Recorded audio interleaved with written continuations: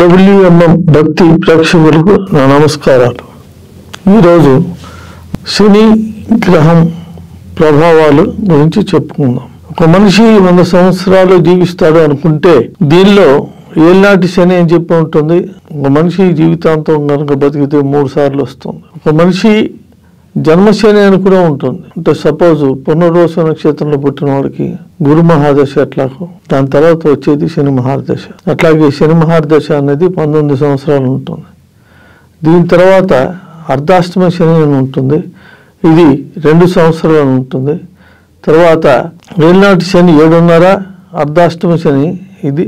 తర్వాత అష్టమ శని ఉంటుంది 2.5 సంవత్సరాలు.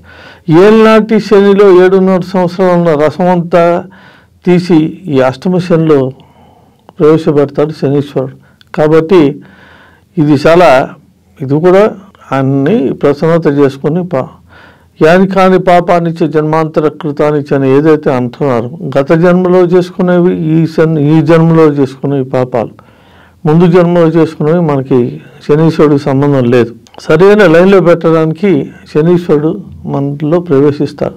దీనివల్ల ఏమవుతుందంటే కష్టం నష్టం, పుణ్యం పాపం మొదలైనవన్నీ కూడా ఈ శనీశ్వరుడు తెలిసి ఏది మనకు అవసరమో దాన్ని లైన్లో పెడతాడు. కనుక ఈ శనీశ్వరుడికి అంతేకాకుండా 12 రాశుల్లోనూ మకర రాశి, కుంభరాశి ఈయనకి స్వస్థానాలు. ఈయన భార్య పేరు జ్యేష్ఠాదేవి. ఈ పరిస్థితుల్లో ఏమవుతుందంటే ముఖ్యంగా కష్ట నష్టాలంటే ఆర్థికం. ఒక మనిషిని మానసిక దెబ్బ పడాలంటే ఇది ఫైనాన్షియల్గానే దెబ్బ పడుతుంది. అంతవరకు అంతా మిత్రులుగా ఉన్నవాళ్ళు, సహాయం చేసేవాళ్ళు, వాళ్ళంతా మంచివాళ్ళు. అప్పుడు మంచివాళ్ళు, ఇప్పుడు కాపాడడానికి ఏంటంటే వాళ్ళని దూషించడానికి వీల్లేదు. ఇది కేవలం మన స్వయంకృతం. మనకు అర్థమైపోవాలి, ఓహో ఇదేదో శనీశ్వరుడి ప్రభావం మన మీద ఉన్నది, దీనికి తగిన శాంతిలు చేయించుకోవాలి, ఇది చేసుకోవాలి, రక్తధారణ చేసుకోవాలి, దానాలు చేయాలి, మొదలైనవన్నీ ఉంటాయి. ఏళ్ళనాటి శని ప్రభావం ఎప్పుడు ఏర్పడుతుందంటే మన నక్షత్రం ఏ రాశిలో ఉందో చూసుకొని ఆ రాశి నుంచి వెనక రాశి 12, ఇది 1, దీని తర్వాత 2, ఈ 2 రాశుల్లో 2.5 సంవత్సరాలు ఉంటారు. దీనివల్ల ఏమవుతుందంటే ప్రవేశానికి తార్కాణం అంటే అప్పటిదాకా సాఫీగా సాగుతున్న బతుకులు ఒకేసారి ఒడిదుడుకులకి లోనవుతాయి. వ్యాపారం చేసే వాళ్ళకి దాని మొత్తం అంత వ్యతిరేకత ఉంటుంది.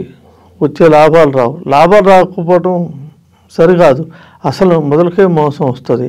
దీనివల్ల ఆలోచించడం, గ్యాస్ ప్రాబ్లమ్స్, ఆరోగ్య భంగాలు, ఆసుపత్రులు చేరటం, రుణ బాధలు, మాట తింటాం, అవమానాలు మొదలగునవి ఉంటాయి.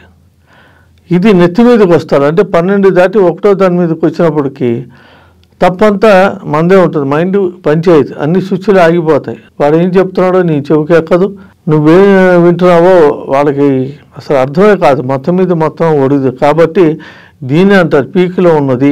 ఈ శని ఉన్నప్పుడు ఒంటి మీద బట్టలు కూడా సరిగ్గా ఉన్నాయో లేవో తెలియదు, ఎవరు తల్లిదండ్రులు ఎవరో తెలియదు, భార్యాపుత్రులు ఎవరో తెలియదు, ఎవరు ఏమీ తెలియదు, ఎవరేం చెప్తానో అంతా కూడా అయోమయంగా ఉంటుంది. అంటే దీని అర్థం ఏంటంటే మనిషికి తన మీద తనకి నమ్మకం కోల్పోతుంది. నేను చేశానా, నేను చేయగలనా, నేను చేయబోతానా, అంతా మించ ఏమీ లేదంట. తర్వాత 12లోకి వచ్చేటప్పటికి ఇవన్నీ కూడా కొంచెం కొంచెం శాంతి ఇచ్చి మళ్ళీ తిరిగి నీకు పునర్జీవనాన్ని వచ్చేటట్టుగా చేస్తాయి. ఏదైతే మన 12లో ఏదైతే ఉన్నాయో ఆ బాధలన్నీ మళ్ళీ స్టార్ట్ అవుతాయి.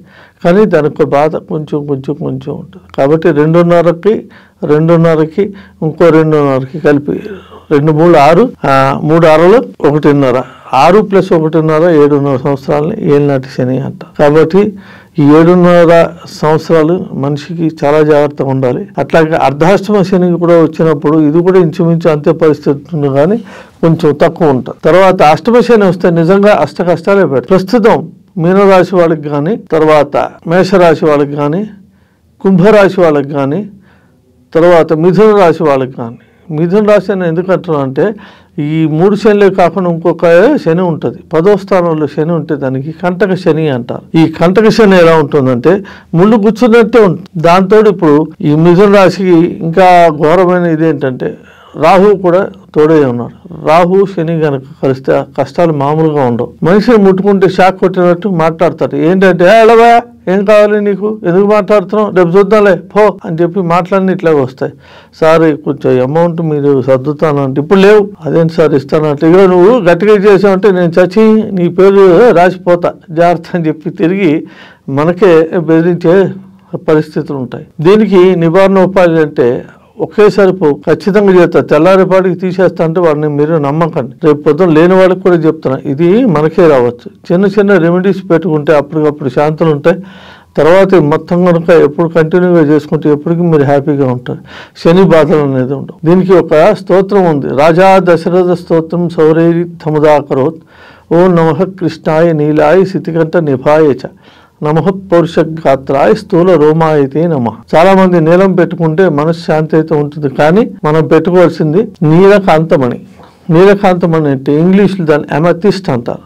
అది కనుక పెట్టుకుంటే రాహుకి శనికి రెండింటికి కలిపి అది వంకాయ రంగులో ఉంటుంది. కాబట్టి అది కనుక పెట్టుకుంటే మంచి ఉపశమనం ఉంటుంది.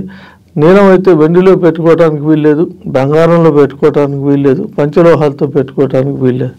ఓన్లీ ఇనుము స్టీల్లోనే పెట్టుకోవాలి. తప్పితే అతి ఖరీదైన ప్లాటినంలో పెట్టుకోవాలి. అసలే వాడికి టైం బాగాలేదు, నువ్వు ప్లాటినంలో పెట్టుకుంటే ఎట్లా, ఇనుములో పెట్టుకుంటే ఇనుములో చేసేవాళ్ళు బహు తక్కువ మంది ఉన్నారు, ఎక్కడో దొరుకుతారో దొరకరు. ఇది నీలకాంతం మనకి కనుక పెట్టుకుంటే ఫలితాలు అనేవి మంచిగా వస్తాయి. తర్వాత నల్లచీమలకి శనివారం పూట పంచదార పోయింది, బెల్లం పాకం పోయింది, అది కూడా ఎక్కడ పోస్తారు, ఇంట్లో పోయకూడదు. చాలా మంది ఏంటంటే ఇంట్లో ఎక్కడైనా పోసేవచ్చు అనుకుంటారు, కాదు. రావి చెట్టు కానీ మర్రి చెట్టు కానీ కనుక మీరు ఎట్లా పంచదార పోస్తే మీ చేతుల్లో చుట్టూతా కాసేపటికి వచ్చి ఎక్కడి నుంచో నల్ల చెమలే వచ్చి తింటాయి. దీనివల్ల ఏంటంటే మనకి మంచి పరిష్కారం అవుతుంది. నల్ల ఉమ్మెత్త కనుక పెట్టుకుంటే ఇంట్లో కనుక ఆ చెట్టు కనుక పెట్టుకున్నా కూడా మంచి ఫలితాలు ఉంటాయి. ఎట్టి పరిస్థితుల్లో కూడా నల్ల ఉమ్మెత్త గురించి ట్రై చేసి పూలతో శివుడికి అభిషేకం చేయొచ్చు, శనీశ్వరుడికి చేయొచ్చు, రాహువుకి చేయొచ్చు. అంత ఉత్తమమైన మొక్క నల్ల ఉమ్మెత్త చెట్టుతో పూజ చేయండి. నల్ల కలువలు ఎక్కడ దొరకవు. ఒకవేళ మీ అదృష్టం మాట కనుక దొరికితే ఒకటి ఇంటికి తెచ్చుకోండి, శివుడికి వేసి పూజ చేసి అది మాలిన్యం తీసేస్తారు కదా, అది తీసుకొచ్చి బీరువాలో పెట్టుకోండి, మంచి ఫలితాలు ఉంటాయి.